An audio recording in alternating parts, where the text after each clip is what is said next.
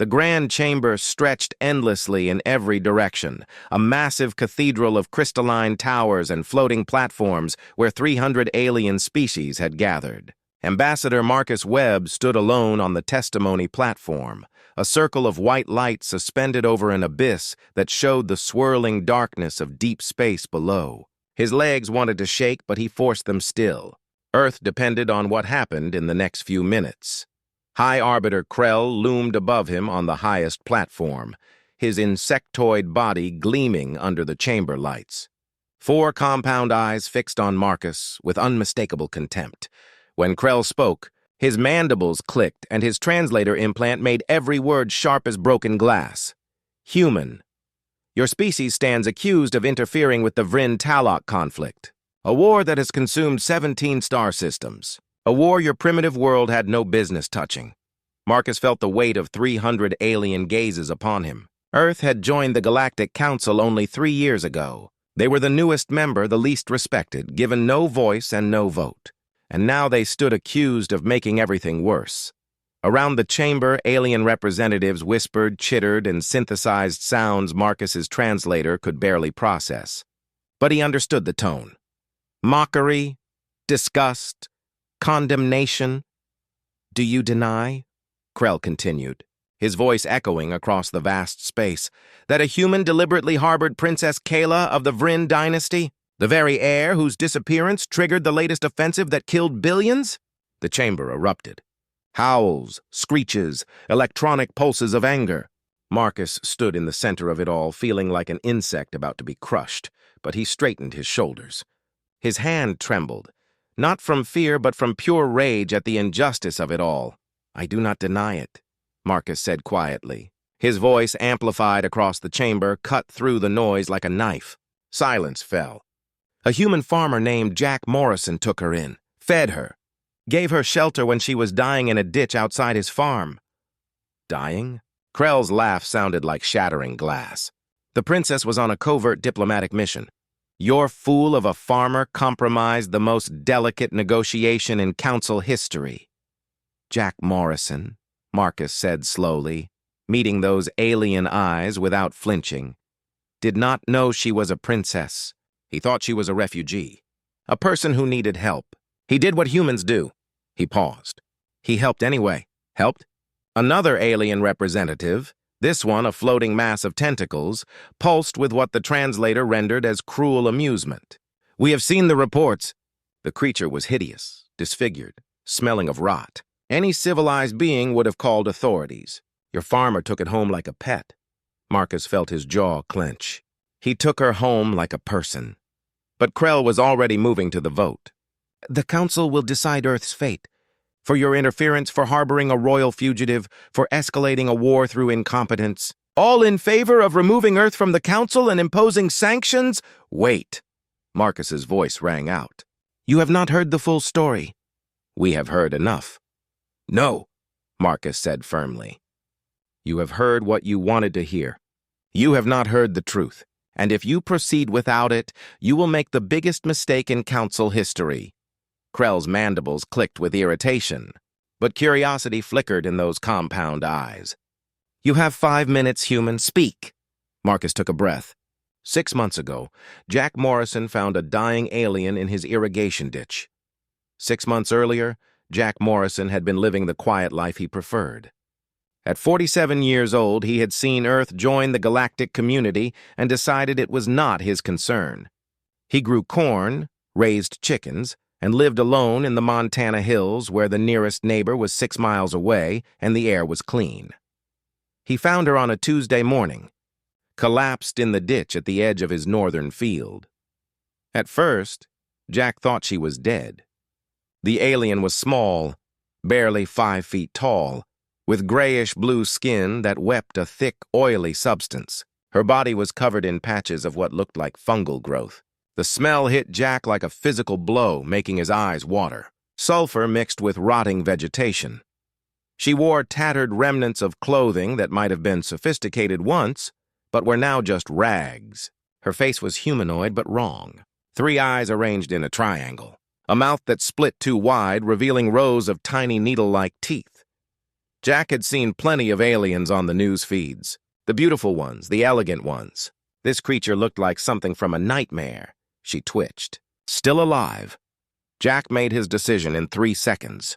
He ran to his truck, drove it to the ditch, and loaded her into the passenger seat despite the smell making him gag. He brought her to his barn workshop and laid her on a clean tarp. That was when Pete Collins, his neighbor, drove up unannounced. "Dear God, Jack." Pete stumbled backward from the barn entrance, his face going pale. "What is that thing?" "She is hurt." Jack was already pulling out veterinary supplies. "Living alone meant treating sick animals yourself." "That is not an animal. That is a—" Pete could not finish, his hand covering his mouth and nose. "Jack, you cannot keep that here. It probably has diseases. It stinks. Call the authorities. So they can put her in a lab." Jack cleaned the worst wounds with water. The creature's 3 eyes flickered open, filled with pain and terror. "She is scared, Pete. She is disgusting." Pete backed toward his truck. "Everyone is going to laugh at you, Jack. The whole town is going to think you lost your mind, taking in some ugly alien nobody wants." Jack did not look up from his work. "Then let them laugh." Pete kept his word. Within 3 days, everyone within 50 miles knew about Jack's alien project. The story spread through the local diner, the hardware store, the church. Photos taken from the road with long-range cameras appeared on social media. The comments were brutal. Morrison's loneliness, finally, drove him crazy. That thing probably carries every disease known to science. What kind of desperate? Man takes in something that ugly? Local reporters showed up, creating a circus of lights and cameras at the end of his driveway. Jack ignored them, focusing on keeping his patient alive. The alien woman, because Jack had determined she was female, was severely malnourished and dehydrated. Her skin secretions were actually protective mucus her body produced when stressed. Once Jack got fluids into her and stabilized her condition, the smell decreased to a mild musk. The fungal growths were biotech implants, Jack realized. Some kind of communication device. Most were damaged beyond function. On the 4th day, she spoke. Her voice was like wind through hollow reeds. "Why?" she whispered, her 3 eyes focusing on him for the first time. "Why help Kayla?" "Because you needed help," Jack said simply. "That is reason enough." Tears, thick and blue-tinted, rolled down her face. And in that moment, something changed between them. A connection neither could explain, but both felt. Outside, the world laughed and mocked and condemned. But inside the barn, Jack Morrison and the alien named Kayla began building something that would change the galaxy forever. They just did not know it yet. 5 weeks had passed since Jack Morrison brought the alien home, and the mockery had only gotten worse. If anything, it had intensified into something uglier. Local teenagers drove by at night, shouting slurs and throwing garbage over his fence. Someone spray-painted his mailbox with obscene suggestions about his relationship with the alien freak. 3 longtime customers canceled their orders for his organic produce, saying they could not buy from someone who coddled aliens. Jack's ex-wife called from Seattle, her voice dripping with vindication. "This is exactly the kind of idiotic stunt you would pull, Jack. This is why we did not work. You and your bleeding heart for every stray that crosses your path." "She is not a stray," Jack said quietly into the phone. "She is a person. She is a monster, Jack. Everyone sees it except you." But Jack had stopped caring what everyone thought. Because in 5 weeks, he had gotten to know Kayla. And she was remarkable. The translator implants were ruined, but Kayla learned English with astonishing speed. By week 3, they could have basic conversations. By week 5, she was teaching Jack about her culture while helping with farm work. The Vryn were an ancient species, she explained one evening as they worked together in the vegetable garden. One of the founding members of the Galactic Council. They valued beauty, harmony, and genetic perfection above all else. Their homeworld was a paradise of engineered ecosystems and architectural wonders that took centuries to create. "Then why do you look—" Jack caught himself, not wanting to cause pain. "Sick? Degraded? Ugly by council standards?" Kayla's 3 eyes showed amusement rather than hurt. She gestured to her still-healing skin. "This is punishment, Jack Morrison. The Vryn ruling class decided I was a political liability. They used bioweapons to make me unmarriageable, unlovable. They wanted to destroy my value in their society. Jack felt anger burn in his chest. Your value is not in how you look. Kayla stared at him with those 3 alien eyes, and something shifted in her expression. Something that looked almost like wonder. Your species is very strange. What neither of them knew was that Kayla's disappearance had ignited a crisis that was spreading across the galaxy like wildfire. Princess. Kayla was the only daughter of Empress Vienna of the Vryn dynasty. Her arranged marriage to Lord Drax of the Talok Dominion was meant to end 200 years of devastating conflict. The Vryn-Talok War had consumed resources, destroyed colonies, and killed billions across 17 star systems. When Kayla vanished during her covert mission to Earth, a mission meant to demonstrate goodwill by personally overseeing negotiations at a neutral location, both sides blamed each other. The Talok accused the Vryn of backing out of the peace agreement by hiding their princess.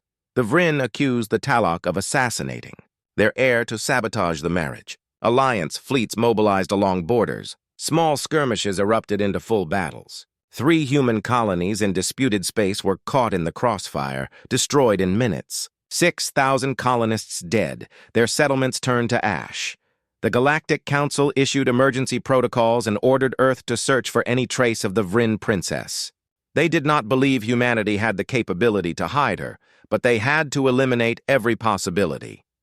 In Montana, Jack and Kayla remained unaware of the galactic firestorm. They had fallen into an easy routine that felt natural despite their differences. Kayla helped with farm work, her 3-fingered hands surprisingly dexterous at delicate tasks. She learned to feed the chickens without frightening them, harvest vegetables with care, and even operate the old tractor after only 1 demonstration. Her intelligence was obvious, her adaptability remarkable. In the evenings, they sat on the porch and watched the sunset paint the mountains in shades of gold and purple. Sometimes they talked for hours. Sometimes they just existed in comfortable silence that needed no words. I was supposed to marry Drax, Kayla said one night, her voice soft in the growing darkness. I had never met him. My mother arranged it when I was an infant. The entire future of my people depended on my compliance. Did you love him? Jack asked, keeping his own voice neutral. Love? Kayla's voice was genuinely puzzled. The Vryn do not marry for love, Jack. We marry for genetic compatibility, political alliance, resource management. Love is a weakness, an illogical emotional attachment that clouds judgment. Jack took a sip of his coffee, letting the warmth spread through him. Sounds lonely. It is, Kayla whispered. And then, even softer, it was. The global news feeds erupted in week 6 with headlines that made Jack's blood run cold. War imminent between Vryn dynasty and Talok Dominion. Galactic Council powerless to stop military buildup. Earth caught in crossfire. 3 human colonies destroyed. Jack watched the reports with growing horror. Images of destroyed settlements and refugee ships flooding the screen. Hundreds of human colonists dead, families torn apart, children orphaned, ships destroyed in space, their crews lost to the void. The 2 alien superpowers were bringing their centuries-old conflict to humanity's doorstep, and Earth was helpless to stop it. This is because of me, Kayla said quietly. She stood behind him, watching the screen with all 3 eyes fixed on the destruction. They are fighting because I disappeared. You did not start this war, Jack said firmly, but I am the excuse they needed to escalate it. Her voice was hollow, defeated. 6,000 humans dead, Jack, because of me. That night, Jack woke to find Kayla packing the few belongings she had accumulated. I need to turn myself in, she said when she saw him in the doorway. I need to go back and marry Drax. It is the only way to stop this. Jack felt his heart clench. Even though they disfigured you, made you an outcast, used bioweapons on your own body? My feelings do not matter, Kayla said, folding a shirt with careful precision. Billions of lives matter more than my personal pain. Your feelings matter to me." The words hung in the air between them like something physical. Kayla's hand stopped moving. Her three eyes went wide, reflecting the barn lights like small stars. "Jack Morrison," she said slowly, carefully. "You do not understand what you are saying. You cannot possibly mean—" "I understand perfectly." Jack stepped forward, his heart pounding. "These past 6 weeks, getting to know you, learning about you, have been the happiest I have been in years.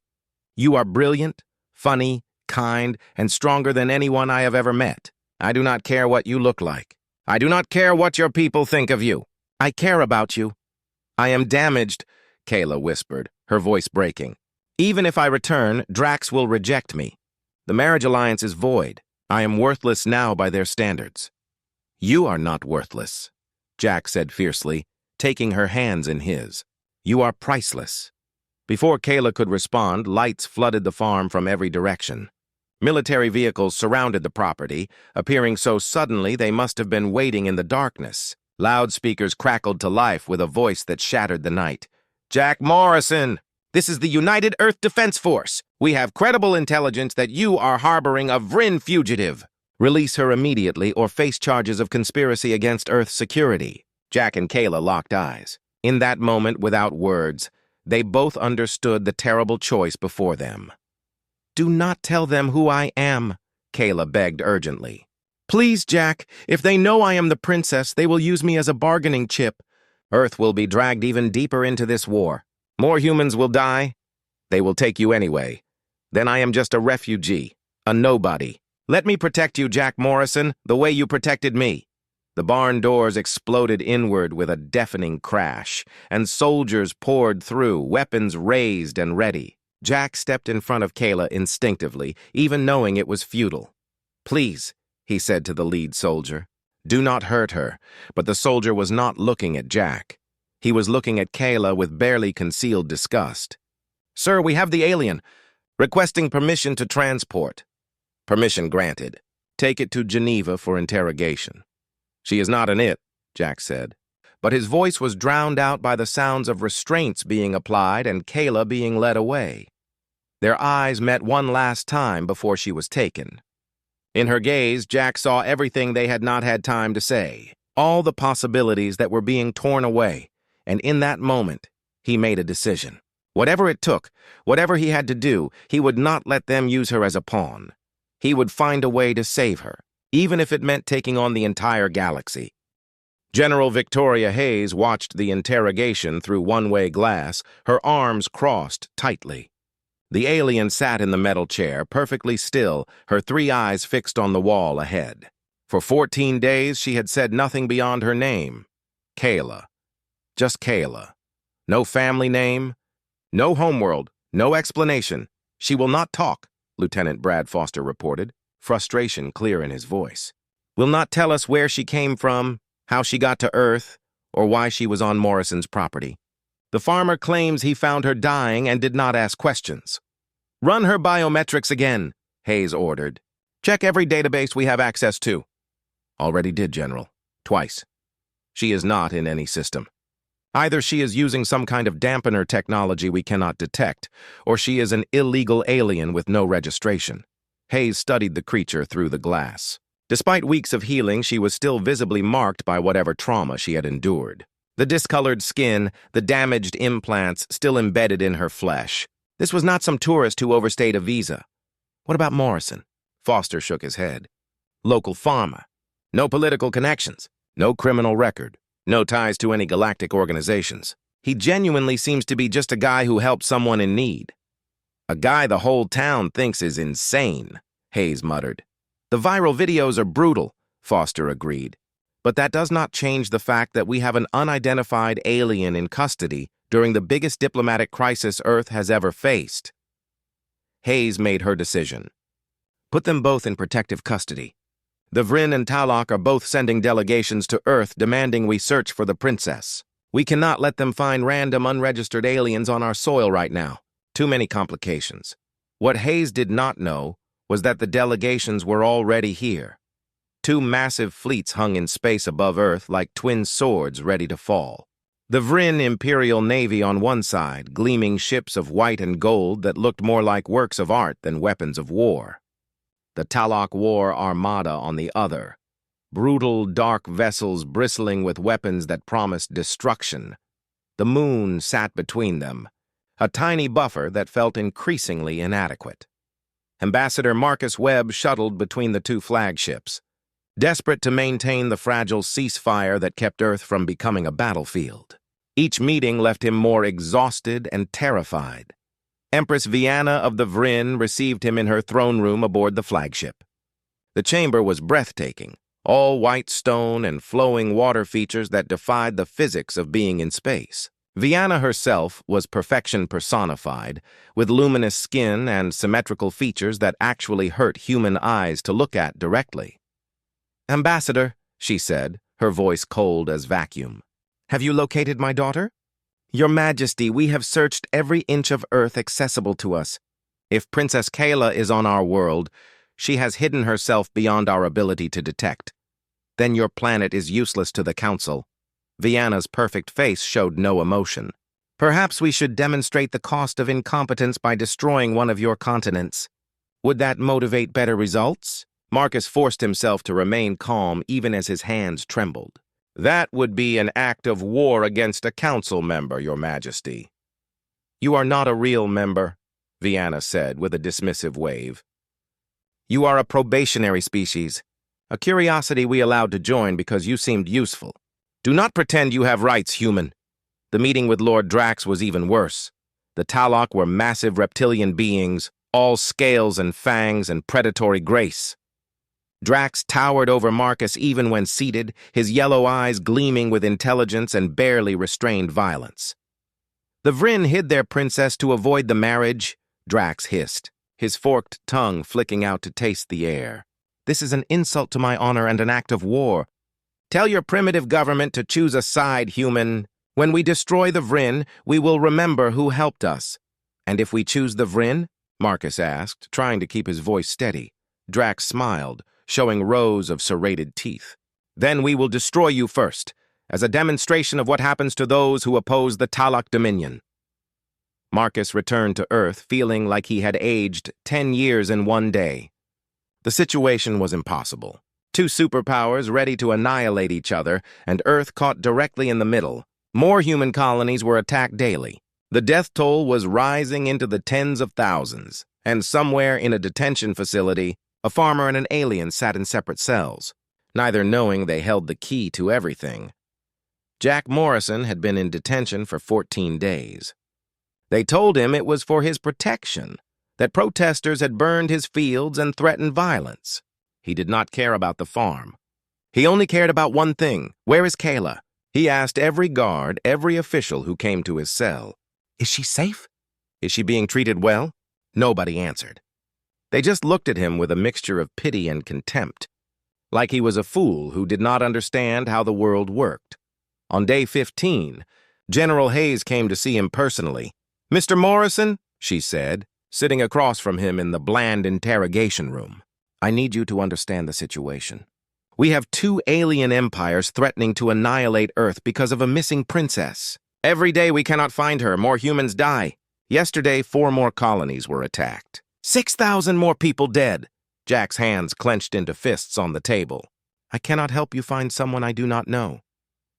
"The alien you rescued," Hayes said carefully, watching his face. "Are you absolutely certain she is just a refugee? She was dying in a ditch." "That does not answer my question." Jack met her eyes. "Even if I knew who she was, I would not tell you. Because I know what you would do. You would trade her like currency. Use her as a bargaining chip to save Earth. She is a person, General, not a tool." "She is an alien," Hayes said flatly. "So are 300 species in the Council," Jack shot back. "Funny how humanity was so eager to join the galactic community until we realized we are at the bottom of the hierarchy. Now you want to play the same games they do. Sacrifice the weak to protect the strong." Hayes stood up abruptly. "You are an idealistic fool, Morrison." "Maybe," Jack said quietly. "But I can sleep at night." In another wing of the facility, Kyla sat in meditation. She had made her decision. Tomorrow she would reveal who she was. She would sacrifice herself to save Earth, to stop the war, to protect Jack Morrison and his beautiful, foolish act of kindness. The Vryn and Talok would tear her apart between them. The marriage alliance was void anyway. Her disfigurement made sure of that. But at least the fighting would end. At least no more humans would die because of her. A guard brought her evening meal. She ate without tasting anything, already preparing herself mentally for what came next. "I love you, Jack Morrison," she whispered to the empty room, speaking the words in English, the language of compassion he had taught her. "I love you, and I am sorry I will never get to tell you." At midnight, everything changed. A small vessel entered Earth's orbit, broadcasting diplomatic codes that forced both fleets to hold their fire. It was a Vryn courier ship, but not a military one, a civilian vessel carrying a single passenger. Ambassador Marcus Webb was summoned from his brief sleep to meet them. The passenger was an elderly Vryn male named Counselor Thane. Unlike most Vryn, he wore simple robes and carried himself without arrogance. His face was lined with age, his movements careful and deliberate. "Ambassador Webb," Thane said urgently as soon as they were in a secure room. "I need to speak with your leaders immediately. I have information about Princess Kayla, information that changes everything." Marcus felt his heart rate spike. "Where is she? Is she alive?" "She is alive. She is on Earth, and you need to protect her from both the Vryn and the Talok." "I do not understand." Thane's face was grave, his eyes holding a weight of terrible knowledge. "Princess Kayla discovered something about the marriage agreement. Something that would expose the greatest conspiracy in Council history. That is why they tried to kill her with bioweapons. That is why she ran to the one place she thought they would never look. And that is why," he paused, "this war is a lie." Within an hour, Thane stood before General Hayes, Ambassador Webb, and a room full of Earth's highest military and political leaders. What he told them made Marcus feel physically sick. "The Vryn-Talok War has been artificially maintained for 2 centuries, Thane explained, displaying holographic evidence on screens around the room. Not despite the peace efforts, but because of them. The military-industrial complex of both species is vast, profitable, and politically powerful. Every failed negotiation was sabotaged deliberately." "The marriage alliance?" Marcus asked, his voice hollow. "Was meant to fail from the start," Thane confirmed. "Empress Vianna and Lord Drax are co-conspirators. They have been working together for decades, maintaining the war to enrich themselves and their allies. When Princess Kayla discovered proof of this, they used bioweapons to disfigure her, making her unmarriageable by traditional standards. When she refused to play along and fled, they panicked. Because if she revealed the conspiracy, Hayes realized, their entire power structure would collapse exactly. So they blamed each other for her disappearance, escalating the war to cover their tracks and eliminate Kayla permanently. They do not want her found alive. They want her dead." Thane pulled up a biometric scan. "And according to my intelligence sources, you are holding her in this very facility." 72 hours after Counselor Thane's revelation, the Galactic Council convened an emergency session. For the first time in its 3,000-year history, Earth demanded to testify before the full assembly. The Grand Chamber was packed beyond capacity. Every species sent their highest representatives. The Vryn and Talok delegations glared at each other across the vast crystalline space. Their fleets still poised for war above Earth. Weapons charged and ready, Empress Vianna sat in her designated throne, a vision of perfect beauty that seemed to glow with its own light. Lord Drax occupied his platform, his massive reptilian form coiled like a spring ready to strike. Scales gleaming like polished obsidian, Ambassador Marcus Webb stood once again on the testimony platform, feeling the weight of every human life depending on what happened in the next hour. His hands shook slightly, but his voice was steady. "Members of the Galactic Council," Marcus began, his words amplified across the chamber. "Earth has discovered the location of Princess Kayla of the Vryn dynasty." The chamber exploded. 300 species erupted in chittering, howling, and synthesized sounds that made the translator implants scream. Vienna shot to her feet, her face showing shock that looked almost genuine. Drax roared, his voice shaking the crystalline walls and causing visible ripples in the floating platforms. "Where is my daughter?" Vienna demanded, her voice cutting through the chaos. "Where is the princess? Produce her immediately." "She is safe," Marcus said calmly. "Under Earth's protection, because we have also discovered why she disappeared." High Arbiter Krell leaned forward, his four compound eyes narrowing with suspicion. "Explain yourself, human, quickly." "The Vrintalic War is a fraud," Marcus said clearly, each word measured and deliberate. "Maintained by both governments to enrich weapons manufacturers and military contractors. Princess Kayla discovered evidence of this conspiracy when she refused to participate in a sham marriage designed to fail and expose the truth instead. Her own mother ordered her assassination using bioweapons. The chamber went silent.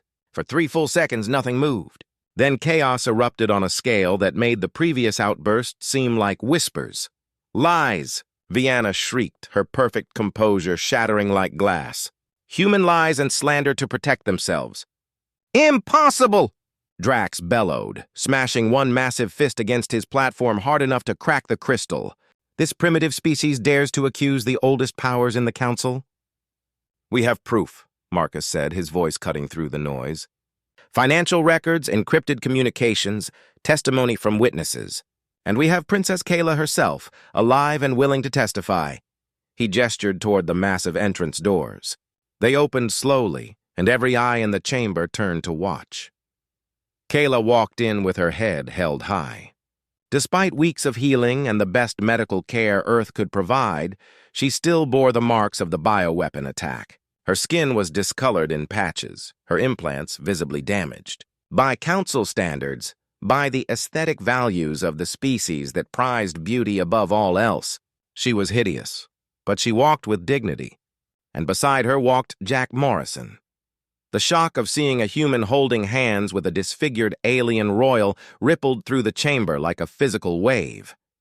Gasps, clicks, and electronic pulses of disbelief filled the air. Some representatives actually recoiled.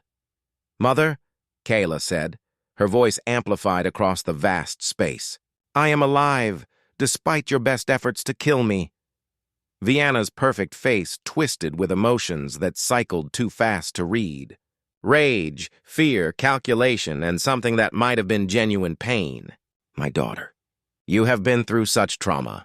These humans have clearly poisoned your mind against me. Come home, and we will reverse the damage, heal you properly." "The damage you ordered," Kayla interrupted, her voice hard as steel. "I have the encrypted files, Mother. The communications between you and Lord Drax, the financial transactions going back decades, the falsified attack reports, the deliberately sabotaged peace negotiations. All of it." She held up a data crystal that glowed with soft blue light. 200 years of manufactured war. Trillions in profit for your weapons contractors. Billions of deaths. All to maintain your power and wealth. Drax lunged forward, his reptilian form moving with shocking speed. "The princess is ill, mentally compromised by her injuries. Her testimony cannot be trusted." "Then trust the financial records." Counselor Thane emerged from the shadows behind Kayla, carrying multiple data crystals. "I have spent 40 years investigating this conspiracy, collecting evidence piece by piece. Princess Kayla provided the final proof I needed. The accounts are undeniable. The money trail leads directly to both of your governments." High Arbiter Krell gestured. "And Council technicians took the crystals." For the next hour, data flowed across holographic screens around the chamber. Financial transfers between supposedly enemy governments. Communication logs showing coordination between Vryn and Talok military leaders. Witness statements from conspirators who had been waiting decades for someone brave enough to expose the truth. The evidence was overwhelming.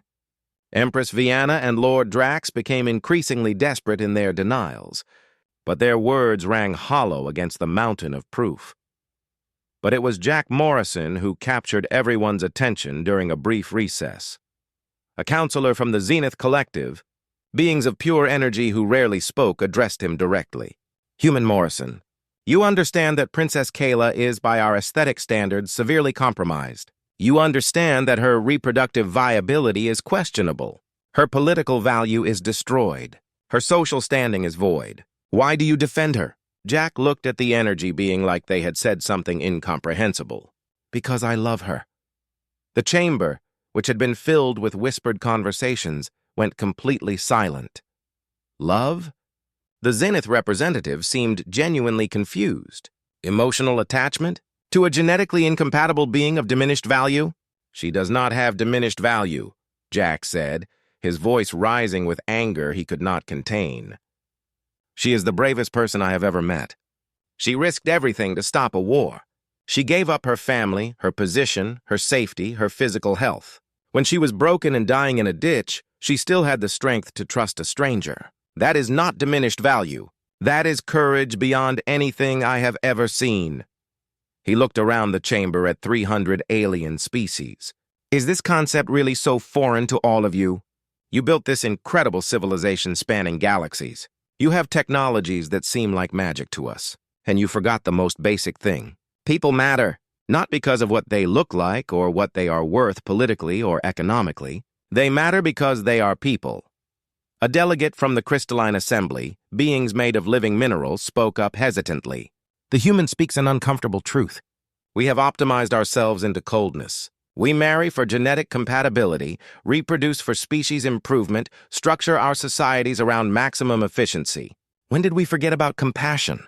When did we forget about love? Another voice added from across the chamber. More voices joined in. Species that had been silent for centuries began speaking. The smaller civilizations, the ones usually ignored by the powerful. My species used to form emotional bonds like the human describes, a furred creature said softly. Before we joined the council and were told such feelings were primitive. Mine, too, another admitted. We called it soul linking. We abandoned it to seem more advanced, more civilized. High Arbiter Krell watched this with growing alarm, his mandibles clicking rapidly.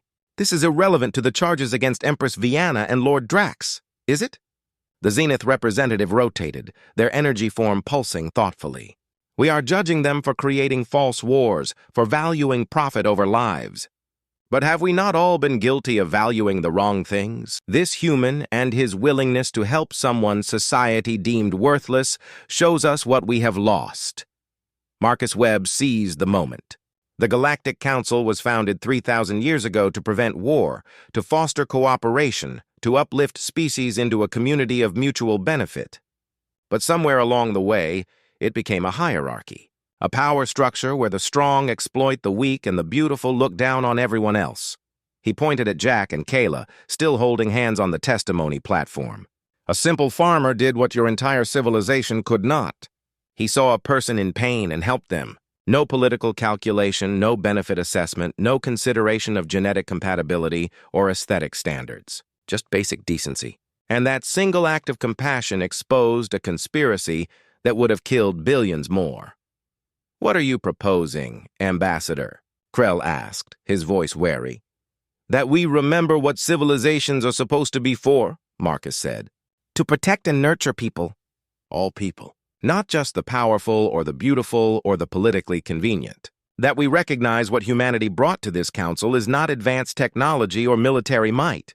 We brought something you all forgot. Which is? Marcus smiled. Hope, compassion. The radical idea that every sapient being has inherent worth, regardless of their appearance or status.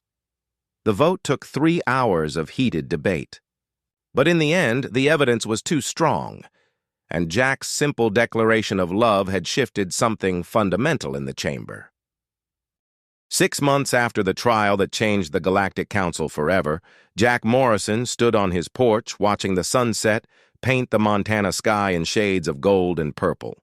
The farm looked different now. Better in some ways, harder in others.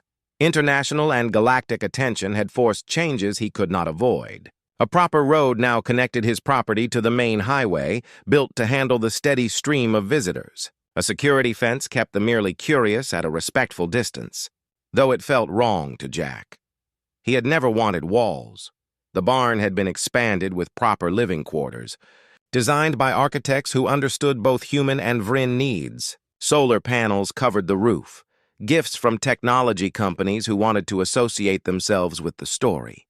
The chicken coop was now climate-controlled, which the chickens seemed to appreciate even if Jack found it excessive. But the core remained the same. Corn grew in neat rows across the fields. The mountains rose eternal in the distance, caring nothing for galactic politics. And every evening, Jack and Kayla sat together on this porch, watching the day end. Kayla emerged from the house carrying 2 mugs of coffee. She had learned to love earth beverages, especially the bitter warmth of coffee in the evening chill. She wore simple human clothes now, jeans and a flannel shirt that Jack had given her. Her skin had healed as much as it would. The discoloration was permanent, the damaged implants could never be fully repaired, but she moved without pain. "Another delegation is arriving tomorrow," Kayla said, settling into the rocking chair beside him. "The Luminar Collective wants to interview you about primitive compassion ethics and how humans maintain emotional authenticity in technological societies." Jack groaned and took a long sip of his coffee. "Can we tell them I'm sick?"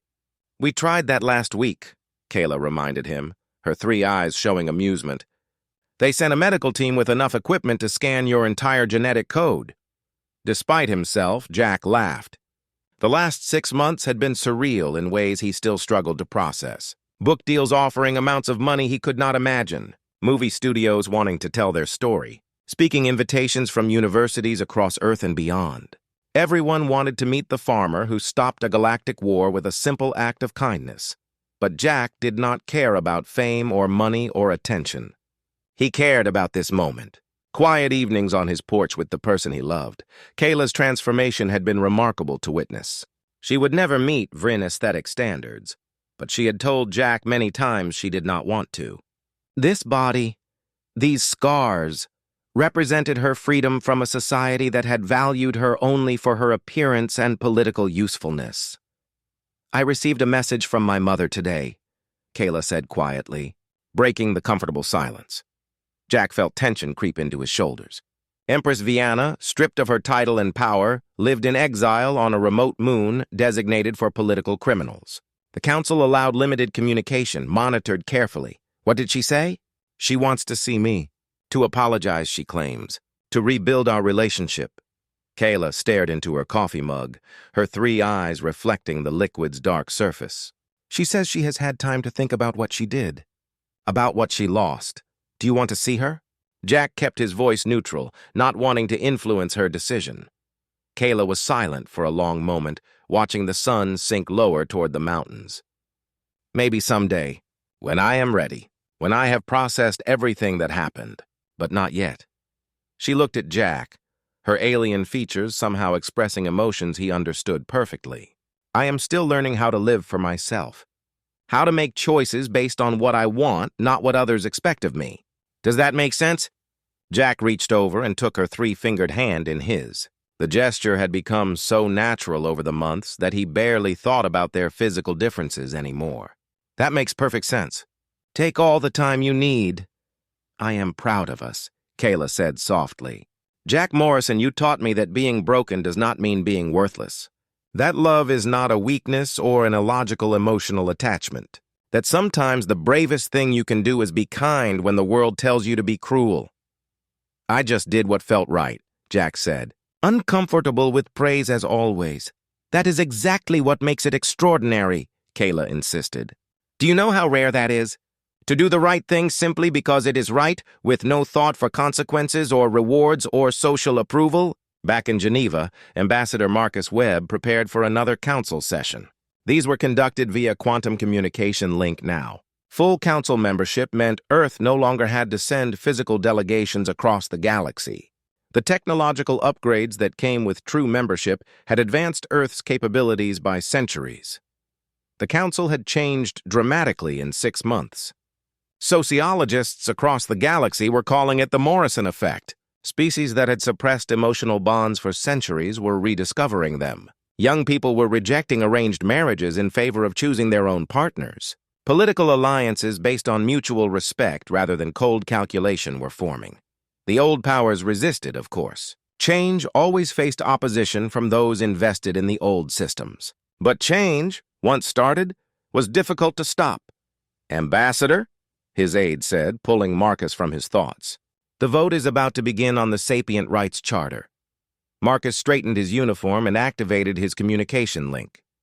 This was the culmination of months of work, countless committee meetings and negotiations with species who found the entire concept foreign. A comprehensive document enshrining the rights of all sapient beings, regardless of species, appearance, or political status.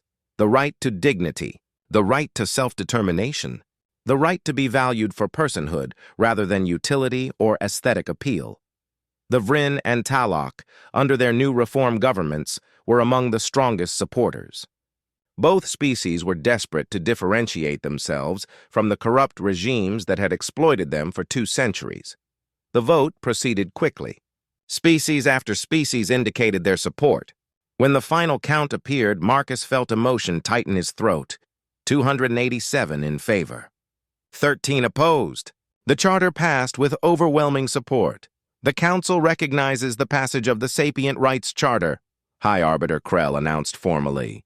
Let it be recorded that this day marks a new era in galactic civilization. Marcus's aide grinned at him. The farmer is going to hate that we named it after him. The Morrison Charter does have a nice ring to it, Marcus admitted. Spring came to Montana with the explosive beauty that Jack never tired of. Snow melted to reveal green grass and wildflowers in colors that seemed impossibly bright. His fields were planted with new corn, the rows straight and promising. The chickens had produced a new generation of chicks that tumbled over each other in their eagerness to explore. The wedding was held in the rebuilt barn on a perfect Saturday afternoon. The ceremony was small, just about 20 guests gathered among the wooden beams and filtered sunlight. Pete Collins attended, his face showing genuine emotion as he watched. He had apologized dozens of times over the months for his initial reaction, for spreading gossip, for being part of the mockery. Jack had forgiven him easily. People made mistakes. What mattered was learning from them. A few other neighbors who had stood by Jack during the worst of it were there. Ambassador Marcus Webb, who had become a true friend through the ordeal. Counselor Thane, who had traveled from Vryn space specifically for this occasion. And representatives from a dozen species who had formed a new council block called the Compassion Alliance, dedicated to the principles Jack and Kayla demonstrated. Kayla wore a simple white dress, human style but adapted for her physiology. Jack wore his old suit, the one from his first wedding 20 years ago. That marriage had failed because he and his ex-wife valued different things. This felt different, real, built on understanding and genuine connection. The local judge, a woman named Martha, who had known Jack since childhood, performed the ceremony with simple dignity. Do you, Jack Morrison, take this woman to be your wife, to love and cherish in sickness and health, for as long as you both shall live? I do. Jack's voice was steady and sure. And do you, Kayla of Vryn, take this man to be your husband by the same vows? Kayla's 3 eyes met Jack's 2. In them, he saw everything they had been through together. The terror of that first day in the ditch, the slow building of trust, the revelation of her true identity, the terrifying moment in the council chamber when everything could have ended in disaster, the quiet months since learning to build a life together. I do, Kayla said firmly, her voice carrying to every corner of the barn. When they kissed, the barn erupted in applause. It was a human tradition, but the alien guests had enthusiastically adopted it for the occasion. Pete Collins wiped his eyes with the back of his hand. I was such an idiot, he muttered to the person beside him. I could not see what was right in front of me. You see it now, Marcus Webb said gently, standing next to him. That is what matters. We all have to learn and grow. At the reception, held in Jack's field under a sky full of stars, both familiar and alien, Ambassador Webb stood to give a toast.